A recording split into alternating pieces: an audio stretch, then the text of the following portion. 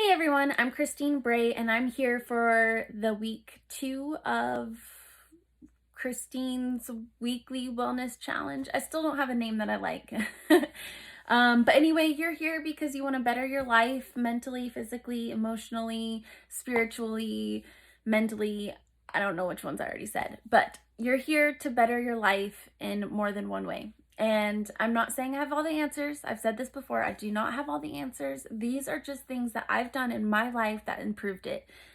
So I'm starting with an easy challenge this week because I don't want anyone to fail and already quit, doing whatever this is that we're doing.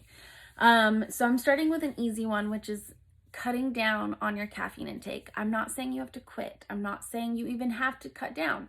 I'm saying if you want to do this challenge, then I'm here doing it with you, and so is everyone else in the group, and we'll support you.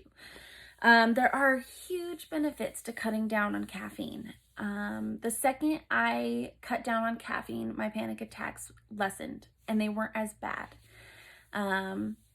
I did have withdrawals. You can have caffeine withdrawals, so I'm not saying to quit cold turkey or anything like that. The headaches were miserable. I was shaky. But you'll sleep better. You'll be less moody. You'll be happier. I promise. So with that, I did find some facts on caffeine to help us stay motivated. I cut caffeine out mostly, but I could definitely still cut it out more. So let's see. According to Everyday Health, caffeine stimulates your fight or flight response, and studies show that this can make anxiety worse and even trigger an anxiety attack. And as with the symptoms of anxiety, one too many cups of Joe may leave you feeling nervous, moody, and can keep you up all night. Okay, so your fight or flight response is basically what causes an anxiety attack. And your body goes into this mode where it thinks it's in danger, and the only solution is to fight or flight. I always flight. Okay? I before a panic attack, I'm like, I got this. Okay? If I have one, I'll be good. During a panic attack, no. You do whatever it takes to make you feel better, okay? But why give yourself one if you don't need one? Okay? It's such an easy, simple solution. Don't drink caffeine if you don't need to. And you don't need to. I'm gonna get a ton of messages and comments saying, I need my caffeine. I need my caffeine. No, you don't. You want your caffeine. You think you need your caffeine. I quit it mostly, like 90%, and I feel great. So anyway, with your fight or flight, you don't want to feel that if you don't need to. It's a natural response to an emergency or a problem, but having caffeine isn't an emergency or a problem. So your brain and your body doesn't understand why it's going into fight or flight. And you don't need to feel nervous, and it can make you moody. And the second I quit caffeine, I slept so much better. The second my head hit the pillow, I was out. I no longer had to wait an hour or two to fall asleep and think about, all my problems.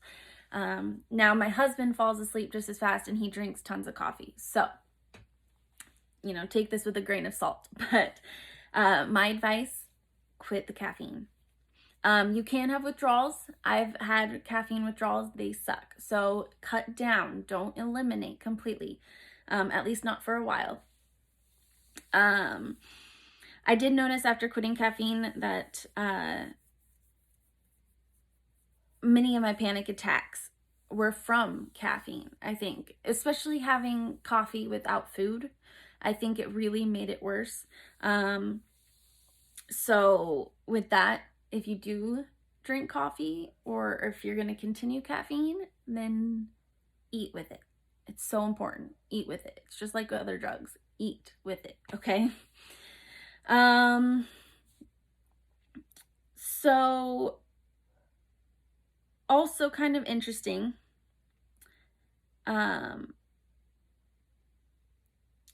on the 10 interesting facts about caffeine by Kari Nierenberg, I'm probably butchering that name. But they said, in addition, drug makers have added caffeine to headache medications such as Excedrin because it may enhance the effectiveness of pain medications and bring faster relief, according to headache specialists. It is even in menstrual pain relief Midol Complete. Okay. Now, why did I add this? I added this because I wanted you to know that A, there's caffeine hidden in things that you may be taking or that you don't even know about. Okay. But also, I just wanted to let you see that like it changes your body so much. That's why they put it in these drugs, is so that it hits your system faster. And that just doesn't seem like a good thing. You know, if it can do that, then, you know, maybe it's not good for you. With that, I also know that caffeine, it takes more and more caffeine to get to where you want. So if you drink 1 or 2 cups of coffee a day for your whole life, it's not even doing any good at this point. Your brain is so addicted to it that you need more caffeine than that to get to where you want. So then you're drinking 3 cups, and then you're drinking 4 cups, okay? And you're not getting the results that you want. So there's really no point.